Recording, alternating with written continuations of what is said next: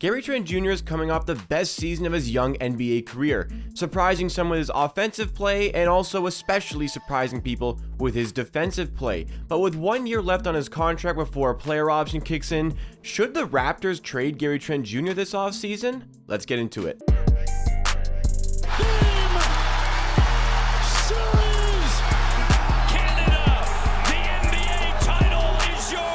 What's going on, NBA Raptors fans? It's Jacob here, back with AmateurHour Sports for another Toronto Raptors YouTube video. If you want the greatest coverage and analysis on the latest Toronto Raptors news all throughout the offseason, then make sure you are subscribed to AmateurHour Sports. We just hit 9,000 subscribers and we're on a road to 10,000 subscribers now. 5 figures. Make sure you guys are supporting the channel and drop a like on the video if you enjoy. But let's get into our content for today. Gary Trent Jr. There's not really any trade rumors going around, but more so there's a lot of Raptors fans starting the discussions about trading Gary Trent Jr. in the offseason and the potential benefits of doing so, because with 1 year left on his contract before a player option kicks in, Gary Trent Jr. is going to make $18 million this season, and the player option is worth $18 million. And after the season that he displayed last year, well, he's worth more than that, and I would expect him to turn down that player option in order to seek some more money and for a longer period of time to get that money. A 4-year contract might be in order for Gary Trent Jr. here. And this was a weird contract when the Raptors gave it to Gary Trent. I think they still weren't quite sure if they wanted to give him that $18 million a year, so they decided to give him a little bit of a buffer, more of a bridge contract into that bigger contract. But it seemed a little bit strange from Masai Ujiri to do that, because now we're in this position where Gary Trent Jr. took the leap that maybe some people were expecting him to take, and now we're like, well, can we afford to do that? Because Fred VanVleet also has a player option at the end of this season that he probably won't take.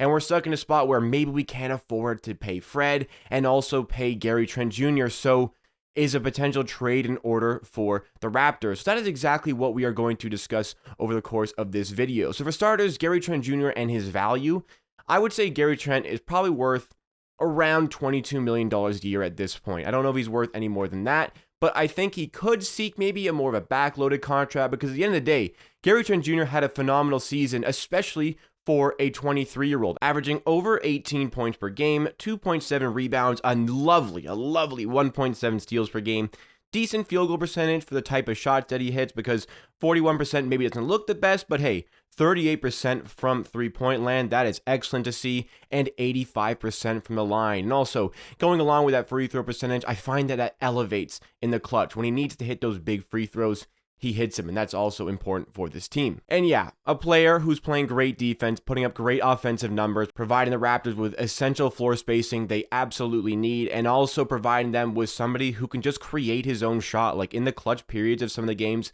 especially in the regular season. Like, it was basically give the ball to Gary and get out of the way, because he's going to hit that big shot for us. I remember there's a game against Memphis where he was just consistently doing that. What a performance, and what a season for Gary Trent Jr. as a whole. So the money situation is a problem. Do we want to lose our ability to trade Gary Trent Jr., try to sign him at the end of the season to a different contract? Because I'm operating like he's not going to take that player option. Is it better to just trade him, make sure we get something, or risk losing him for nothing at the end of the season? So let's talk about what a possible trade could look like before we even decide if we want to do this or not do this. So as far as this trade goes, I think a lot of people, for starters, are interested in moving Gary Trent Jr. to get into the draft lottery. People want to get a draft pick for this season. We want to operate potentially on the Scottie Barnes timeline, because our current core right now perhaps isn't equipped to go and win a championship, because it just doesn't have that number one guy yet. Scottie Barnes could become that number one, like absolute MVP type player who can lead us to a championship, but he's not there yet. So maybe find somebody who will help Scottie Barnes along that timeline by getting a player in the draft. The player in the draft as well is going to be on a pretty cheap contract for the first 4 years of his career, and then you have the ability, it's your choice, he'll be an RFA, to sign him for another 4 or 5 years. Essentially, when you draft a guy, you have him for 8 to 9 years. That could make sense for Gary Trent Jr. If we were to trade him to get into the lottery, though, we would be trading Gary Trent probably for a later lottery pick at absolute best, I would say. And at 23 years old, with the season that Gary Trent just had, do you think that the Raptors could trade for a draft pick and have that player they draft, who's going to be around 20 or 21 years old, do you think that player will be better than Gary Trent Jr. was at that age? That's a big question to answer, because if that's not the case, then there's not really a sense of trading Gary Trent. Because like when Gary Trent was 21, 22 years old, you could see the potential in the player, and where the Raptors got him, when the Raptors got him in that Norman Powell trade, an absolute fleece of a trade, by the way, and looking back at it, what a trade by Masai Ujiri, an absolute fleece job. When we got Gary Trent Jr., he really started to blossom in his bigger role with the Raptors, and he blossomed even more over the course of this season. So I struggle to see us drafting a guy who will be better than what Gary Trent Jr. was at that same age. So I'm starting to kind of dwindle away from a draft pick, but how about getting a different player, somebody who can more so help us out right now? Because I would say I would like to prioritize right now building around Pascal Siakam, and also knowing in the future that Scottie Barnes eventually is going to take the reins, but it doesn't hurt to be good right now. I'm really kind of sick of the notion that it's either you're a championship contender or you're tanking to get a better draft pick. Like, you're allowed to be good and consistently build within your team, build up your core. That is exactly how the Raptors won a championship. They built up their core, and when the core hit its ceiling, they made the big trade for Kawhi Leonard. They made the big acquisition to get over the line and get to an NBA championship. That's what I think the same sort of system should be in place here. That's what I imagine it is going to be. So, if we were going to make a trade just because you don't want to lose them for nothing, what do the Raptors mostly need right now? I would say the biggest thing the Raptors need at this present moment is outside shooting, and especially a player who can create his own shot. I think that is essential for the Raptors to get in this offseason if they were to trade Gary Trent Jr. But Gary Trent Jr. is that. Gary Trent Jr. is the guy that we need to trade for. We just need to trade for a Gary Trent Jr.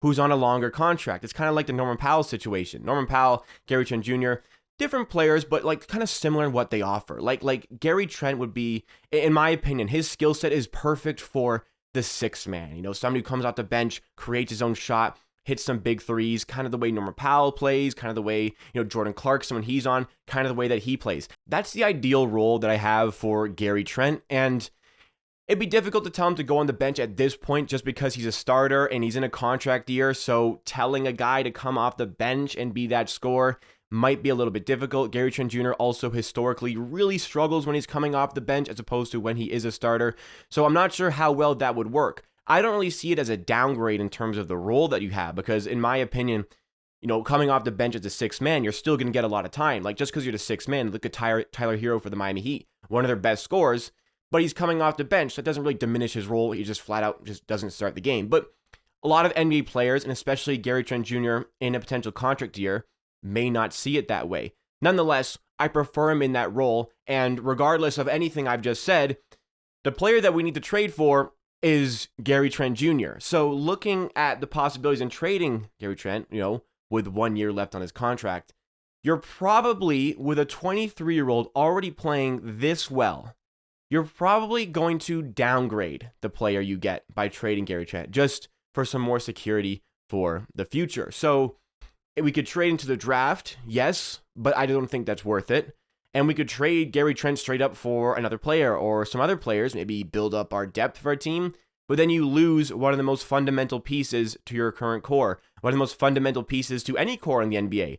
Somebody who can hit the outside shots and somebody who can create their own shots, especially in those clutch moments where Gary Trent Jr. at 23 has already showcased he's got ice in the veins when he needs to. So, in my opinion, looking at the possibilities of trading Gary Trent Jr., I struggle to see a reality where we don't lose this trade. So, yeah, we're in a bit of a difficult situation. And as far as, affording Fred VanVleet, Gary Trent Jr., it's certainly possible, but it seems a little bit unlikely at this point. Are we able to do it? That's a question that I really don't have an answer to at this point. I mean, there's a lot of time to go before we have to figure all of those things out, but I wish I could give you an answer. It's a very tricky situation for the Raptors, but I don't think that the solution here is trading away Gary Trent Jr. because I just don't see us winning this trade. If it was up to me, I would really want to focus on keeping Gary Trent. Like, the skill set this guy has at 23 years old. Do you know how many guys are out there in the NBA at 23 years old where fans are looking at them like a player for the future, somebody who's going to be so good in the future? They're not there yet, but they're going to get there. Like Gary Trent Jr., it kind of seems like he's already there at 23, and he's only going to get better and better and better. So that is a guy I really want to have in this team. And, if you're in the mindset that we need to build around Siakam now, Gary Trent Jr. fits that. If you're in the mindset that we need to build a team for Scottie Barnes for the future, Gary Trent Jr. also fits that, and he addresses a lot of the needs that the current Raptors have. So I would say this should be a priority to bring him back. Like, I'm okay to pay Gary Trent Jr. here. I'm okay to give Gary Trent the money because I think he deserves it. I think there's going to be a lot of tension amongst Raptors fans with this topic because, it is up for debate. It is up for debate. It's a tricky situation at the end of the season, but I would rather handle that tricky situation than lose Gary Trent at this point. He talks about how much he likes playing in Toronto, how much he likes playing for the Raptors. He's spoken about, in the Western Conference, especially in Portland, how, he spoke a lot about his depression. So I would think that he'd want to stay in Toronto. Not that he would give us a team-friendly deal, but, I think we could work something out. So overall, I want to keep Gary Trent Jr. I also think it would be within the Raptors' best interest to make this happen. But I'm going to understand, there's going to be divide on this, and I completely understand a lot of the sides of this story. My side is bring Gary Trent Jr. back. Not by all means necessary.